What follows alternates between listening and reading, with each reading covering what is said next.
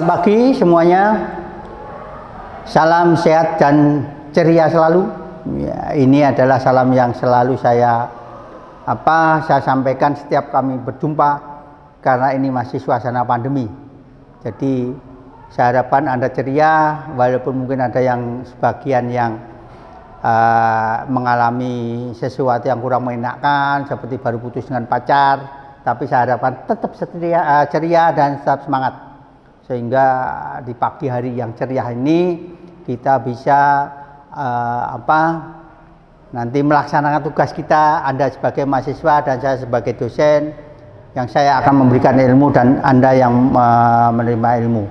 Seperti yang dulu pada kontak perkuliahan saya sampaikan, kuliah itu adalah hak Anda. Saya punya kewajiban untuk menyampaikan sesuatu kepada Anda, itu kewajiban saya, sedangkan kuliah adalah hak Anda. Jadi kalau Anda tidak datang, saya nggak rugi. Tetapi kalau saya tidak datang, Anda harus protes, ya, ada protes karena itu hak Anda. Oke, pada pertemuan yang ketiga ini kita akan berbicara mengenai benih, khususnya adalah dormansi benih, ya, dormansi benih. Ya. Kok ada dormansi, dorman, ya. Apa itu? Makanan apa itu? Ya. Ya. Pengertiannya adalah suatu kondisi di mana benih hidup tidak berkecambah sampai batas waktu akhir pengamatan perkecambahan walaupun faktor lingkungan optimum untuk perkecambahannya. Ini kalimat yang baku, ya. Kita terjemahkan menjadi kalimat yang kira-kira mudah untuk Anda terima. Ya. Jadi ini ada di mana benih hidup. Waduh, benih hidup. Benih itu hidup atau mati. Kita lihat di pasar ada orang jual biji jagung, ada jual biji kacang hijau. Dia tidak pernah bertambah, tidak bertunas, tapi itu hidup atau mati? Suatu makhluk hidup dikatakan hidup apabila siapa yang bisa jawab, ya? Ya, oke, bagus itu, ya, itu dikatakan hidup itu kalau kita bernafas. Makanya kalau di sinetron atau di film itu ada kecelakaan, ya dilihat mesti ditempelkan di hidung itu, ditempelkan di hidung, ya, ditempelkan di hidungnya. Apakah itu masih bernapas atau tidak, itu tandanya bahwa dia hidup atau mati. Nah, sekarang terkait dengan dormansi benih atau dormansi biji, ya, kalimat bahasa yang lugas, yang mudah diterima adalah suatu kondisi di mana benih atau biji tersebut tidak bisa berkecambah walaupun kondisi lingkungannya memenuhi syarat untuk berkecambah. Artinya Anda memasukkan biji dalam tanah, di mana tanah itu diberi air, kondisi lembab, mestinya secara normal benih itu dalam waktu beberapa hari itu akan berkecambah. Tetapi itu tidak bisa berkecambah. Itu namanya biji itu dorman. Ya, kalau Anda misalnya memasukkan biji padi di dalam tanah, paling setelah 2-3 hari akan muncul tunas. Tetapi kalau Anda akan memasukkan biji melinjo, berbulan-bulan Anda belum akan melihat munculnya tunas. Itu artinya yang benih padi tadi tidak dormansi, yang benih melinjo itu dorman. Karena dia bisa berkecambah kalau harus ada perlakuan tertentu. Nanti kita pelajari kenapa dia dorman, sedangkan padi tidak. Untuk membedakan suatu tanaman itu biji tanaman dorman atau tidak, kita lihat di lapangan. Ya, contoh padi di lapangan sebelum dipanen sudah kena air hujan, kebanjiran. Di situ akan terlihat benih padinya itu akan berkecambah. Itu namanya dia tidak dorman. Tidak dorman. Artinya dalam kondisi apapun dia langsung bisa tumbuh. Kacang tanah juga demikian. Kacang tanah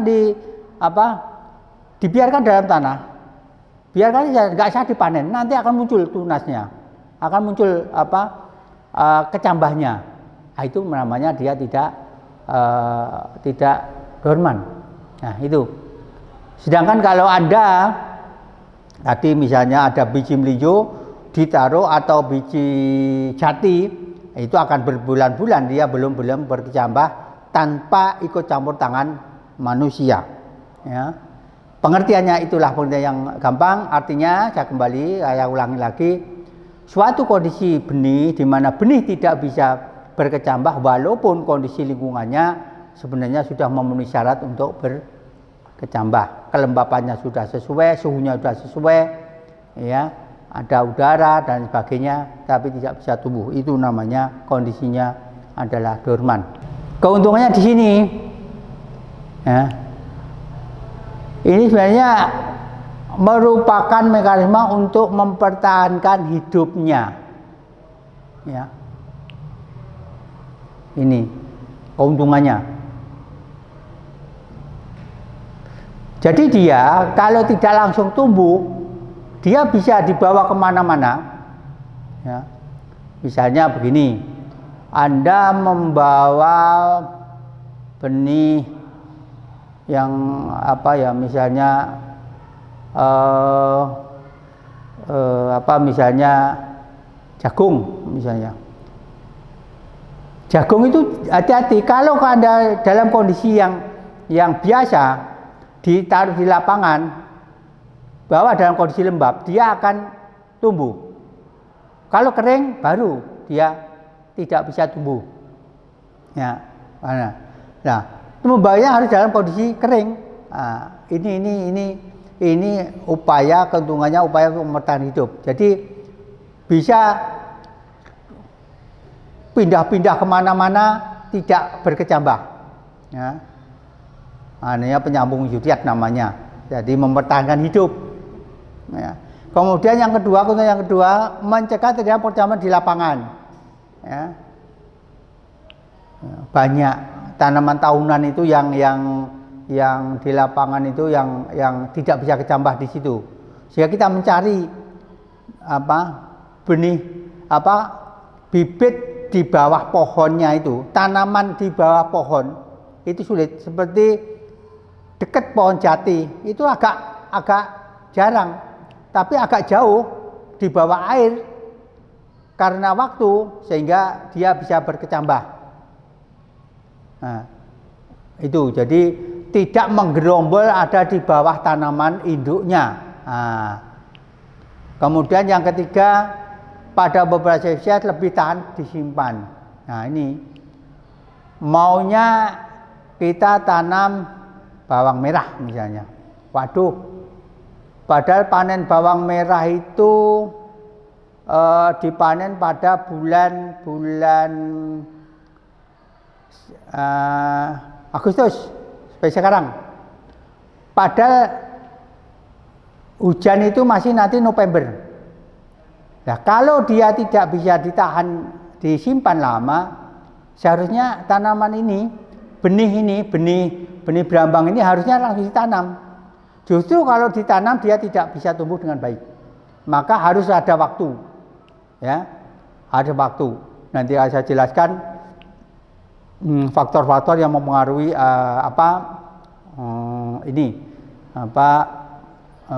dormansi, penyebab dormansi nanti akan saya jelaskan di situ, ya.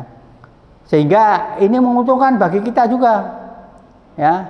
Secara agronomi menguntungkan karena musim tanam November, panennya Agustus, sehingga dia disimpan dulu biar nanti November bisa ditanam kembali. Kalau tidak harus sekarang ditanam, kalau tidak akan akan mengalami penurunan daya kecambah.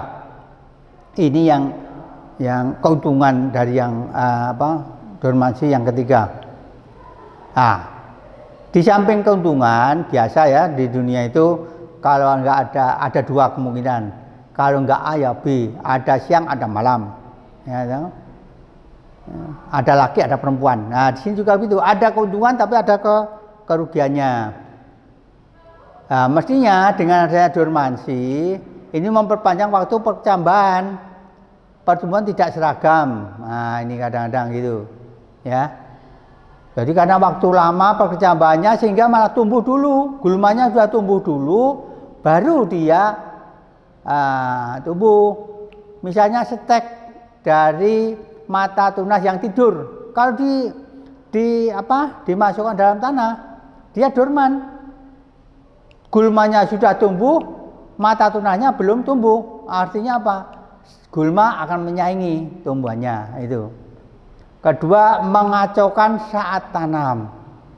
Sudah waktunya tanam, ternyata bibitnya belum, benihnya belum siap. Nah, karena kalau ditanam dipaksakan akan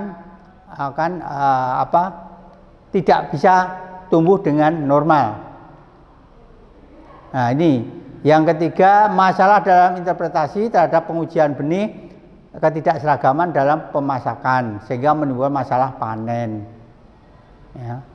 Ini karena karena dorman itu bisa saat panen pemasakannya nggak bareng. Ya. Seperti padi itu kalau yang pucuk itu sudah kuning, yang pangkalnya itu masih hijau. Lah itu kalau menunggu yang hijau jadi itu nanti gimana? Repot itu, ya.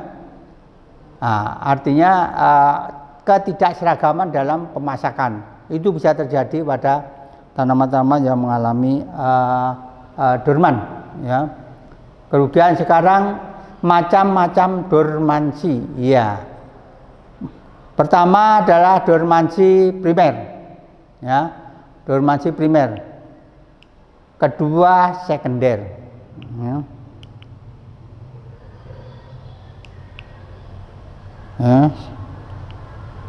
Primer, apa itu? Dormansi primer artinya primer itu kan kalau kebutuhan itu yang utama.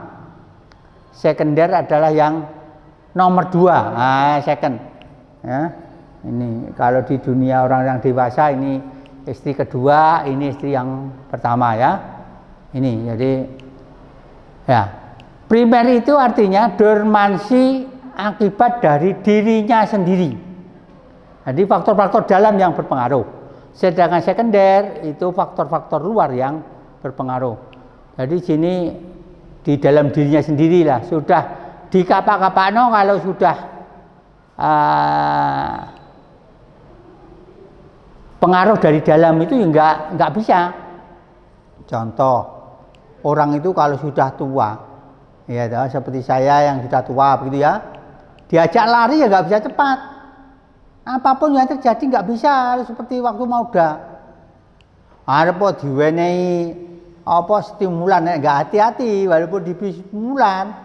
Hati-hati, banyak orang yang olahraga itu kadang-kadang meninggal itu karena dia minum stimulan. Ya. Banyak stimulan beredar loh ya di lapangan itu. Saya nggak boleh menyebutkan namanya. Mau olahraga, saya punya teman juga badminton gitu juga begitu. Kondisinya tidak memungkinkan, dia sebenarnya nggak enak badan, kemudian minum suplemen. Kelihatannya kuat, tapi sebenarnya itu semu. Akhirnya, ternyata badan kita nggak kuat sebenarnya, bisa masuk rumah sakit. Itu. Jadi dormansi primer itu yang kadang-kadang sulit untuk diatasi, ya, walaupun masih bisa. Kalau yang sekunder ini yang dari luar, ya. Ini kita lihat yang yang primer, ya, yang primer. Primer itu bisa disebabkan oleh embrio yang berkembang, yang tidak berkembang atau terlalu kecil. Ya, ini terlalu kecil. Nah, ini ada kelainan. Atau after ripening, itu panennya yang masih muda. Yo, nek panen muda itu piye wae ya sulit untuk berkecambah. Ini benih yang ketiga, benih yang masih waktu simpan tertentu ya. After eveningnya diartikan sebagai setiap perubahan pada kondisi fisiologi benih selama penyimpanan. Nah ini waktu contohnya bawang merah. Bawang merah itu harus disimpan dulu 2 bulan, setelah itu baru bisa berkecambah dengan normal. Walaupun sekarang panen, besok ditanam, bisa berkecambah, bisa tumbuh, tetapi tumbuhnya tidak normal. Ini yang sering terjadi ini ya.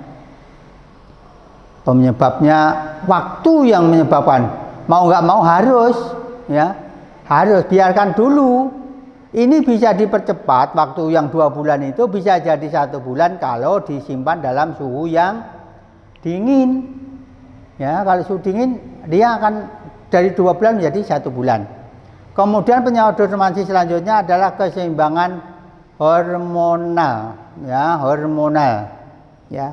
hormonnya ini kita tahu hormon tumbuh itu ada 5, tetapi yang di dalam benih biasanya hanya ada 3, yaitu gibberellin, sitokinin, dan zat penghambat ini.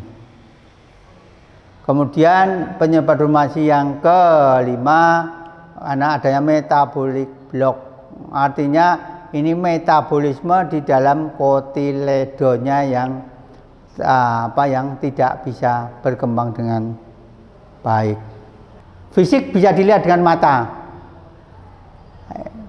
Nah, kenapa bisa dormansi? Karena adanya kulit biji benih yang impermeable terhadap air ya. Dilapisi ya, misalnya ini benih-benih yang kulitnya sangat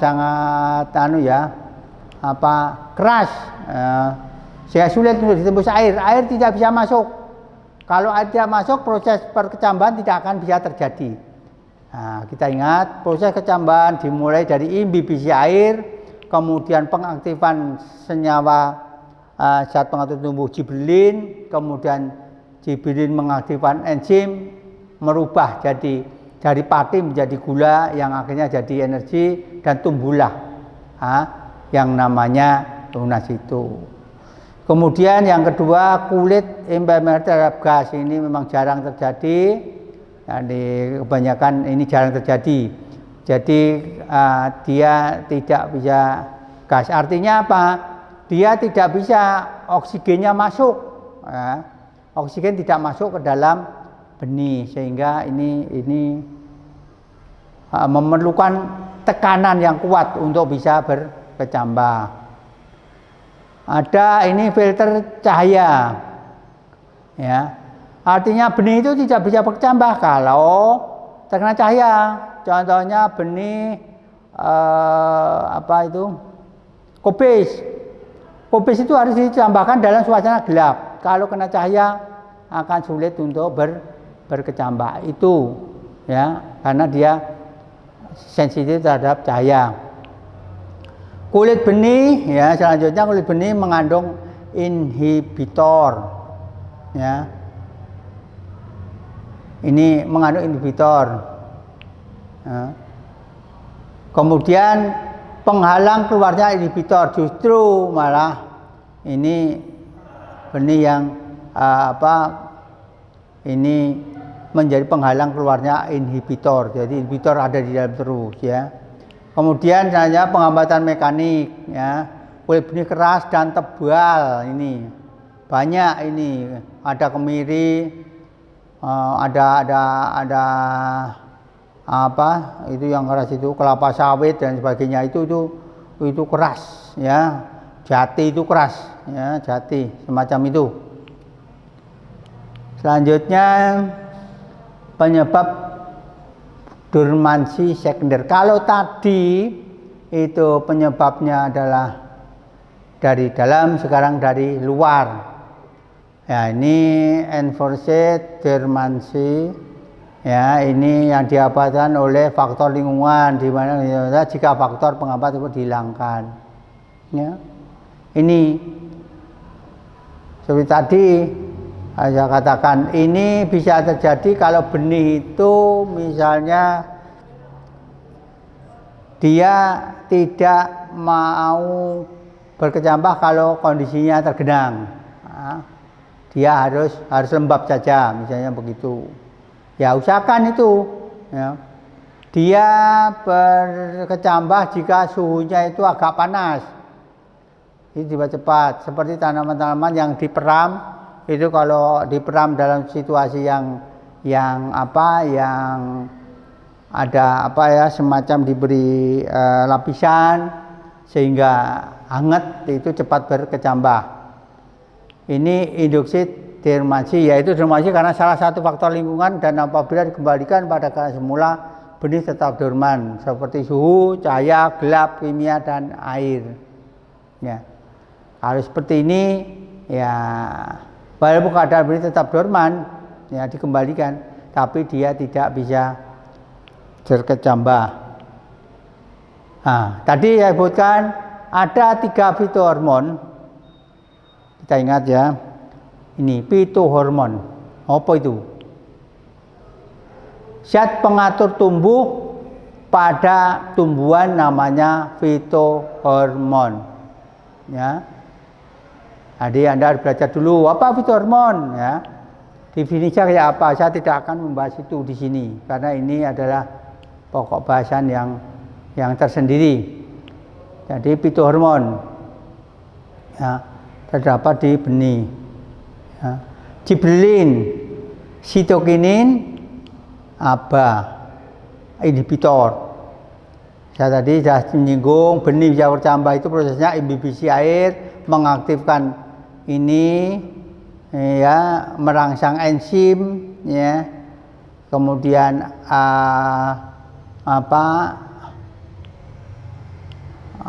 karbohidrat dipecah menjadi gula sehingga berkecambah. Ini utamanya. Kemudian ini berfungsi untuk pemecahan sel. Kalau sudah ini merangsang enzim, kemudian sitokinin bekerja, maka dia yang akan mengaktifkan pembelahan sel. Kalau sudah ada pembelahan sel terjadi, maka berkecambahlah itu tanaman, biji. Inhibitor ini fungsinya untuk menghambat. Jangan dianggap bahwa sesuatu ini sangat-sangat negatif, ya, mesti merugikan. Belum tentu. Di tubuh kita itu juga ada loh inhibitor loh, penghambat. Kalau tidak ada, bisa terjadi pertumbuhan yang tidak normal atau pertumbuhan yang cepat melebihi normal, seperti gigantisme, yaitu pertumbuhan kepala yang membesar. Nah, ini kalau nggak ada zat penghambat, kita bisa terjadi seperti itu. Kita saja ya sudah dari dulu ya terkenal kalau yang namanya anak STM itu adanya laki-laki semua. Biasanya anaknya rodok drugal-drugal dalam tanda petik itu ya, bukan drugal itu merampok atau enggak, tapi bedigasan atau apalah begitu ya, tanda petik ya itu. Tetapi kalau di situ ada penghambatnya, ada perempuan, biasanya kalau dalam satu kelas atau satu sekolah itu ada perempuannya itu ya rada pekewuh itu laki-laki, kan begitu. Sama dengan ini, tubuh kita itu zat penghambat. Jadi tidak semuanya itu untuk untuk mengencangkan atau mempercepat, tapi juga harus ada ini, ibaratin rem. Apa jadinya kalau kita naik motor atau naik mobil tanpa ada rem, ya, naik ke Candi Ceto, ya toh, nggak butuh rem. Tetapi begitu turun, Anda nggak punya rem, bisa masuk jurang dan akhirnya masuk rumah sakit. Kalau masuk rumah sakit nggak apa-apa, tapi kalau masuk rumah sakit langsung ke kamar mayat, itu menghadap kepada Sang Pencipta ini. Makanya jangan dianggap ini sepele ya, mesti negatif, ada positifnya. Oke, kalau sudah tahu penyebabnya dormansi, maka kita harus mampu bagaimana mengatasi dormansi itu. Cara mengatasi dormansi harus dilihat dari penyebab dari dormansinya itu apa. Ya. Misalnya penyebabnya adalah penyebab fisiologis, ya, fisiologis, ya, penyebab fisiologis. Kalau penyebab fisiologis, ya harusnya dengan disimpan di tempat yang kering, ya. Stratifikasi dengan perlakuan suhu, bisa, dengan kimia, dengan suhu yang berganti-ganti. Jadi bisa terjadi, biar cepat berkecambah.